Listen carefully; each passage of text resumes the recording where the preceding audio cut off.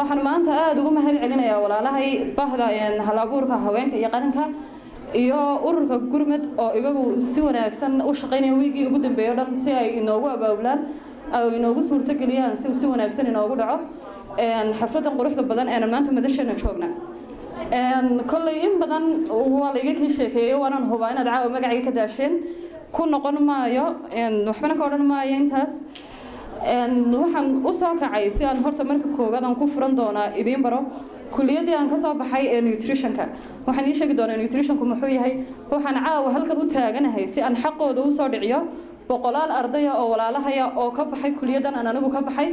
oo sanadkan maanta aynu ku jirno ay dufcaddii 7 ka bixi doonto jaamacadda Hargeysa aniga oo waliba aad ugu dhaleecaynaya ummadda wadankayga oo si aad ah ugu tacadiday xuquuqdii ardaydaasi kulliyadana inta wax cagaha la dhaco cagaha la dul martay oo aad ugu tacadiday nutritionka waxay dadku dhamaantood nagu dacaayadeeyaan inaanu soo baranay cunto karin waliba inamada lagu sii dacaayadeeyaa maxaad ka doonteen haweenka laba garay idinku maxaad cunto karinta ka dhigataan ardayda walaalahaya ee afar kuliyadood oo aniga iga horeeyay kuliyad afar dufcadood iga horeeyay dufcadeedii naga dambeysay dufcada intan sanadkan soo qalin jibin doonta dhamaantood waxay u soo dhiganayeen dhabarka intaas oo dhan oo soo dhabar adeegayeen tacadiyada lala hadallada xunxun ee bulshada kaga imanayay iyo dhaleecaynta kaga soo noqonaysaba haddaan si yaro kooban anigoo isku dayay inaan soo dhaweeyo idina fahamsiiyo horta cilmiga nutritionku muxuu yahay oo lagaba yaabo inay dad badan caawa ugu horeysa inay maqlaan magacan nutritionku waxa weeyaan sidoo qofku u baran lahaa cuntadan uu cunayo maxay u qabanaysaa jirkiisa maxay caafimaad u tahay sida ugu wanaagsan sidoo uga faa'iideysan karaa iyo waliba sidoo uga hortagi karaa xanuunada ku imanaya isagoon isticmaalin dawo isagoon jirkiisa chemical gelin sidoo uga badbaadi karaa antibioticska sanad kasta dadkeena xanuuna ku keena marmarka qaar soo isticmaalayaan xubnahooda qaar ka mid ah fadhiisiya nutritionka intaasan si guud ku soo koobi doona aniga oo soo koobay idina soo dhaweynaya haddaba maxay tahay ahmiyadda nutritionka cilmigan ahmiyadiisu maxay tahay muxuu uga qaalisan yahay anigu maanta anigoo halkan taagan waxaan ku faanayaa inaan idhaahdo aqoontu horta sinaba uma kala sareyso uma kala wanaagsana laakiin inuu waxyaabaha daruuriga ee loogu baahi badan yahay siina waliba ummadeenu ugu baahi badan tahay in nutritionku kow ka yahay wuxuu xaq u leeyahay qof kasta oo inaga mid ah oo bulshada reer Soomaaliland kamid ah amba adduunkaba qof kasta oo jooga oo kamid yahay inuu helo qof cilmigan yaqaan khabiir u ah soo ugala taliya caafimaadkiisa cuntadiisa iyo sida jirkiisu u caafimaad qabi lahaa waxaan raahnaa aqliga wanaagsan wuxuu ku jira jirka caafimaadka qaba jirkaaga hay haddaanad garanaynin sidoo control lahayd sidoo maamul lahayd cuntada cunayso maxay tahay inaad cunto maxay tahay inaad iska dayso yani xataa qofka hadduu aqoon leeyahay ma odhan karna aqoon buu leeyahay marka cilmiga saasuu daruuri u yahay meelahay ahaan lahayd in laga shaqeeyo laakiin nasiib daro aanaan nasiib u helin inaan helno amba ardayda iga horeysay iyo kuwa iga dambaysa toona aanay ilaa wali helin cidna la garasanayn waxa kamid ah dhaqaatiirteena qof kasta oo dhakhtar ah goob kasta oo dhakhtar ah waxa muhiim ah inuu la shaqeeyo qof nutritionist ah oo khabiir ah si uu uga caawiyo qofkan bukaanka ah sideeba loo daweyn karaa si fudud sideeba caafimaadkiisa kor loogu soo kicin karaa horta goobaha aadka ugu muhiimka yahay in laga helo waxa weeyaan dhaqaatiirteena meelaha labaad waxa weeyaan warshadaha lagu soo saaro cuntada si dadka looga eego maxay wanaagsan tahay in helaan cunaan si maxaan qofkan bini aadanka ah ku habooneen caafimaadkiisa inuu cuno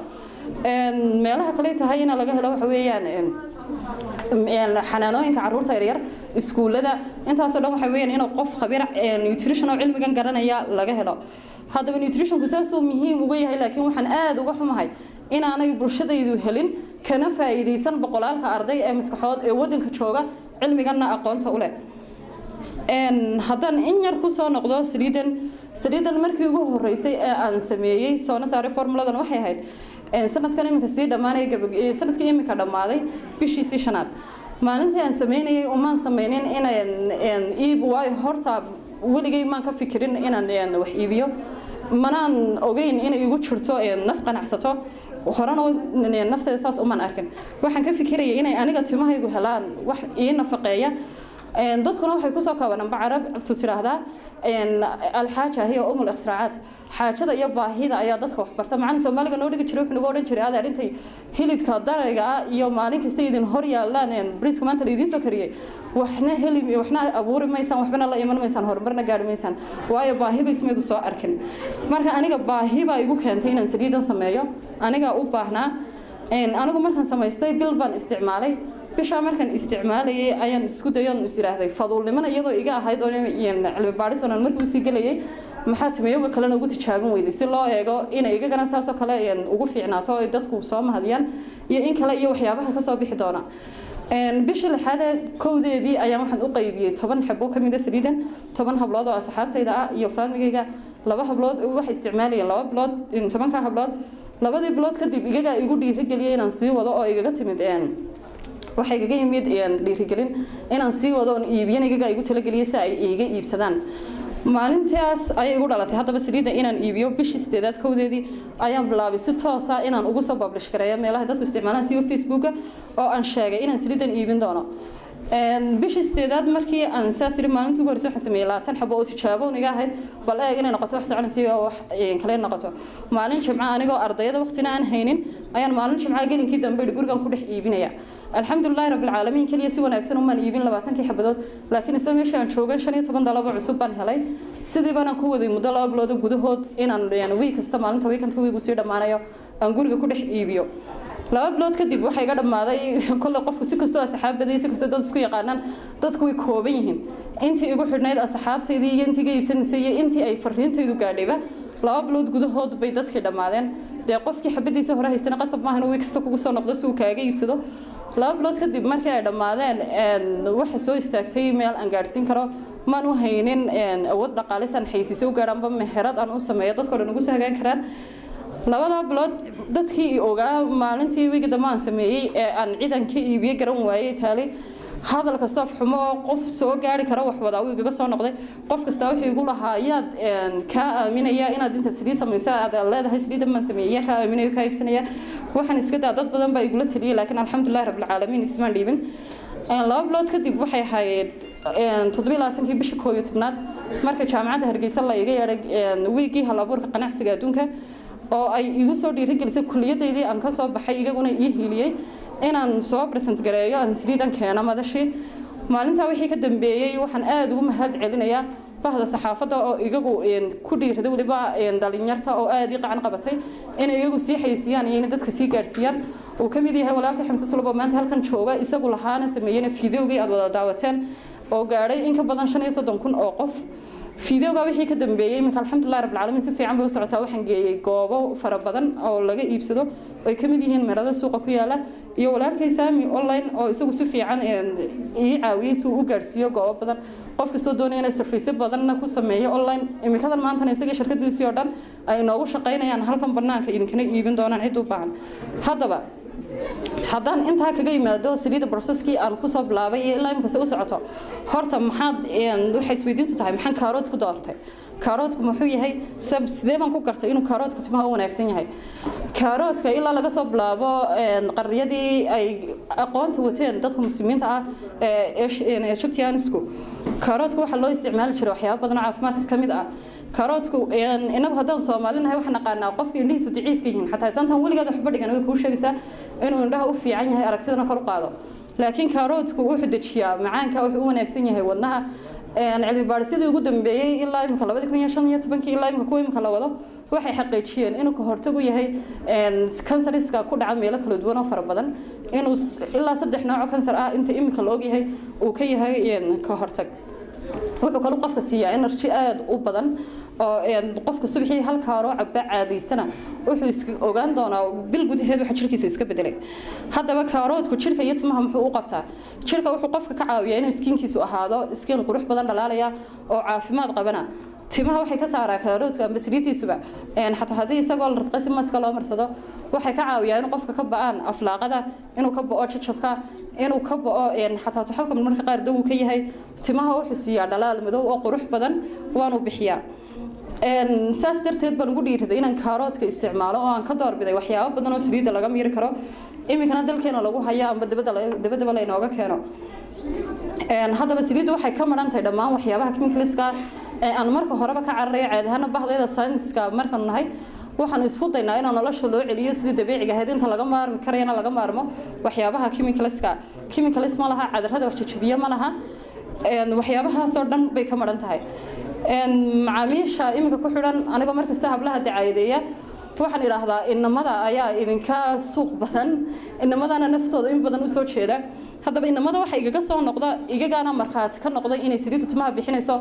waayo hablaha timahooda kale waxa laga yaabaa inay chemicals mariyana bajilcisaan bacasiisa leedahay say u soo kabtaana ay waqti qaadanayso laakiin inan kasta oo iibsaday wuxuu igaga cawdaa in lacagtiisa raysla ku dhamaatay oo week kasta ay tahay inuu timihiisii gooyo waayo hore bay u soo dheeraanayaan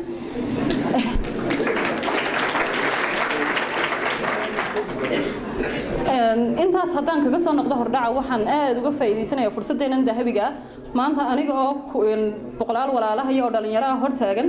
fursadna la siiyay inaan la talayn iyo hadal ku soo celiyo waxaan ugu soo noqon doonaa waqtiga badan siin doonaan jecelahay walaalahay dhalinyartan quruxda badan ee hor fadhida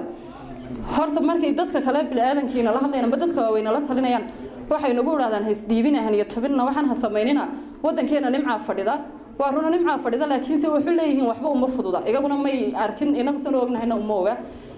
anigu markaan soo qaabilin jabiyay ilaa imika waxa ka soo wareegtay jaamacadeedii muddo sanad iyo 7 bilood imika ku dhow sanad iyo 5 bilood ugu horeeyay magaalada Hargeysa goob kastoo tahay waxaan la dhex wareegayay CV waxaanan geeyay in ka badan dhowr iyo 50 goobood waxaan si fiican u xasuustaa inaan ilaawayna shaqadan sugayay muddo 2 bilood inaan si fudud la iigu yiraahday waliba inaan aniga ila mid iigu tiri maadigoo kaliya ba CV wada ma yaan warqadan maran ba doonaysaa inaad shaqo ku heshid haddaad doonaysid haddaad haysatid cid garabo adigood aniga ii keentid barri baan shaqadaada ku geyn doonaa anigoon eegin waxaad soo dhigatay laakiin haddaad kaliya tahay igala noqo CV-ga hanas dhibina iska hurud gurigeena marka caqabadaha aynu hortaaga way badan yihiin waana adag yihiin idin oran maayo sida dadka kale inagu yiraahdaan noloshu way fududahay waa san wadanka nimca fadhida ha tahriibina ha isdhiibina laakiin anigu waxaynu ku dhiirigelinayaa inaynu caqabadaha ka baqanin inaynu ogaano inaanay caqabad u ahayn waxa guusha inaga hortaagan laakiin ay tahay dhagaxii iyo jaranjartan oo sii mar lahayn guusha qofku haddaanu caqabad soo hormarin aanu weliga noloshiisa waxba ka qabsanaynin inagu waxba isku qarinaynin waxaan ku oranayaa idinka idin hor fadhiya qofka doonaya inuu si yaro fudud wax ku helo qofka doonaya intuu maanta soo tooso